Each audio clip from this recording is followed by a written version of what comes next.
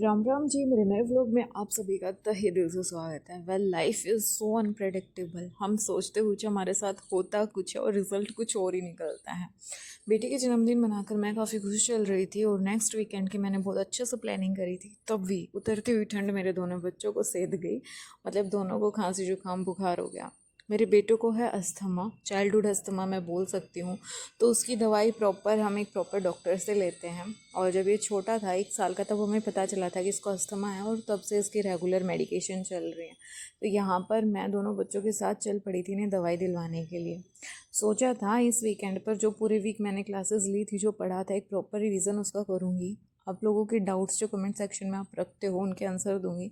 लेकिन हुआ कुछ और ही। और हम पहुंच चुके थे बाटरा। किस किस का ये शहर है और कौन कौन यहाँ से बिलोंग करता है, मुझे कमेंट सेक्शन में ज़रूर बताइएगा। जल्दी आपको पता चलेगा कि मैं कहाँ किस डॉक्टर के पास जा रही हूँ।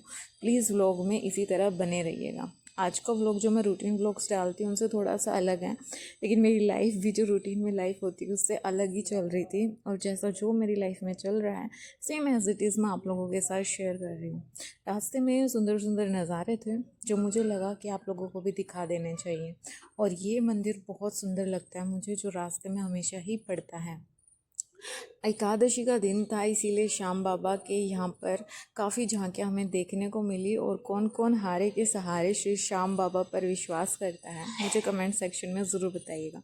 भगवान सारे अच्छे हैं, बस आपकी आस्था के ऊपर बात है। मेरी आस्था श्री ज्योतिराम जी महाराज के साथ जुड़ी हुई है। हो सकता है आपकी आस्था श्री श्याम जी बाबा के साथ या किसी और भगवान के साथ जुड़ी हो। वेल, मुद्दे की बात ये है कि बहुत ही ज़्यादा सोशल मीडिया पे ये वायरल हो रहा है कि अप्रैल में सीईटी कंडक्ट हो ही जाएगा। और इस हिसाब से हमारी तैयारी तो बिल्कुल ज़ीरो चल रही है। मतलब हमें तैयारी जिस स्पीड से करनी चाहिए, चाह कर भी मेरी तैयारी तो उस स्पीड से नहीं हो पा रही है। और इसकी वजह से मैं काफ़ी सैड और डिसअपॉइंटेड हूँ। मुझे लगता है कि जिस तरीके से मैं पढ़ रही हूँ, इस तरीके से तो मेरा कोई एग्ज़ाम क्लियर ही नहीं हो पाएगा। अगर अप्रैल में एग्ज़ाम होगा तो मात्र 1.5 महीने हमारे पास है, और उस 1.5 महीने में पूरा एग्ज़ाम कवर अप करना और अच्छे मार्क्स अटेंड करना। क्योंकि इस बार का सीईटी भी क्वालिफाई नहीं है, आपको 10 गुना की लिस्ट में आना ही पड़ेगा। और इस बार कंपटीशन भी अच्छा खासा होने वाला है। पहला सीईटी थी जो वो एक्सपेरिमेंट के तरीके से दिया गया था, लेकिन इस बार की सीईटी में बच्चों की अच्छी खासी तैयारी है। तो मेरे को काफ़ी ज़्यादा ही टेंशन हो रही थी कि कैसे सब हो पाएगा, लेकिन क्या ही कर सकते हैं। अब ये घर गृहस्थी वाले जिन चाल में फंस गए हैं तो इसे भी निभाना ज़रूरी है। साथ साथ अपने सपनों को पूरा करने के लिए प्रयासरत रहना भी बहुत ज़रूरी है। तो हम पहुंच चुके थे हॉस्पिटल, और ये हैं चिड़ावा के भारद्वाज हॉस्पिटल में। और यहाँ पर बहुत अच्छे डॉक्टर बैठते हैं। अगर आपके बच्चों को कोई प्रॉब्लम है और उसका कहीं इलाज नहीं हो रहा, मतलब काफ़ी लंबी प्रॉब्लम से चल रही है, तो आप एक बार इन डॉक्टर से कंसल्ट कर सकते हैं। और ये मौसम तो ऐसा है, इसमें बच्चों बीमार होते ही होते हैं। तो मेरे बेटे की दवाइयाँ यहीं से चल रही हैं। और हम पहुंच गए थे डॉक्टर के पास, और दवाई लेकर हम घर वापसी की तरफ थे। माहौल काफ़ी सीरियस वाला चल रहा था, लेकिन बच्चे जो है ना, इनकी मस्ती अलग ही लेवल पर चल रही होती है। तो ये दोनों, मुझे ऐसा लगता है कि ये प्रॉब्लम्स, ये परेशानियाँ, ये जो झंझट है ना, ये पूरी लाइफ लॉन्ग यूँ ही चलते रहेंगे। लेकिन एज का एक पर्टिकुलर नंबर होता है, जब आप 30+ के हो जाओगे, तो जब आप पीछे अपनी लाइफ को देखोगे तो सिवाय रिग्रेट के आपके पास कुछ नहीं बचेगा। और ये जो रिग्रेट की फीलिंग है ना, सच में बहुत बुरी वाली होती है। तो मैं इस रिग्रेट से बचने के लिए ही इतनी मेहनत कर रही हूँ कि 30 से पहले मेरे को ये चीज़ें अपनी लाइफ में चाहिए ही चाहिए।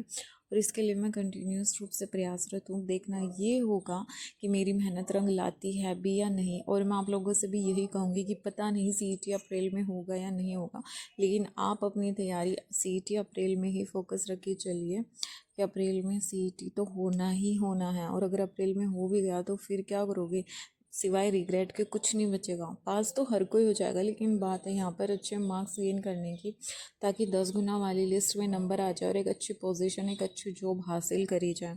मेरे ऊपर काफ़ी लोग सवाल उठाते हैं कि तुम्हारा तुक्के से सिलेक्शन हो गया इसीलिए अब इतनी तैयारी कर रही हो, वरना तो तुम्हारा सिलेक्शन हो चुका तो तुम्हारी तो तैयारी तो ऑलरेडी होनी चाहिए। तो अब इतना क्यों पढ़ाई करती हो, इतना क्यों मेहनत करती हो, इतना क्यों शो ऑफ करती हो। तो मेरा सिंपल सा जवाब ये होता है कि मेरी उस लेवल की तैयारी है कि मैं 60 नंबर आराम से गेन कर सकती हूँ।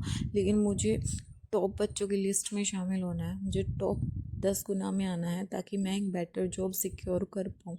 ठीक है, मुझे जॉब मिल चुकी है, लेकिन मुझे एक बेटर जॉब के लिए मेहनत करनी पड़ेगी। और जो जॉब मुझे चाहिए, उसके लिए चाहे जितनी मेहनत मुझे करनी पड़े मैं उस मेहनत के लिए तैयार हूँ। हाँ, प्रॉब्लम्स ऐसे ही लाइफ लॉन्ग आती रहेंगी, मुझे अपने घर गृहस्थी बच्चों सबको मैनेज करते हुए चलना है। एक ना एक दिन मैं उस गोल को अचीव कर ही लूँगी। और मैं इस जॉब से, ठीक है मुझे मिल गई है, लेकिन मैं 100% सेटिस्फाई नहीं हूँ, क्योंकि मुझे पता है मुझे मेरे अंदर और ज़्यादा कैपेबिलिटी है, मैं और भी बहुत ज़्यादा कुछ अच्छा कर सकती हूँ। बस इसीलिए मैं लगी हुई हूँ मेहनत करने में, और रिज़ल्ट ईश्वर के हाथ में है। आप लोगों से भी ये कहूँगी कि अप्रैल में सीईटी फाइनल मारकर अपनी तैयारी कंटिन्यू कीजिएगा। ये था होटल जहाँ पर हमने अपनी पेट पूजा करी थी, काफ़ी यमी खाना था, और उसके बाद हम सीधा निकल पड़े थे अपने घर की तरफ।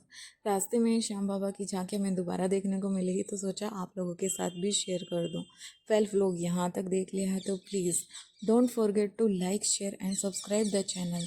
घर पहुँचते पहुँचते शाम के 6:30 बज चुके थे। इतनी ज़्यादा थकावट हो चुकी थी कि बिल्कुल भी पढ़ाई नहीं हुई, लेकिन गनीमत ये रही कि बच्चे की तबीयत सुधार हो गई। मिलती हूँ नेक्स्ट वीडियो में। जय बाबा।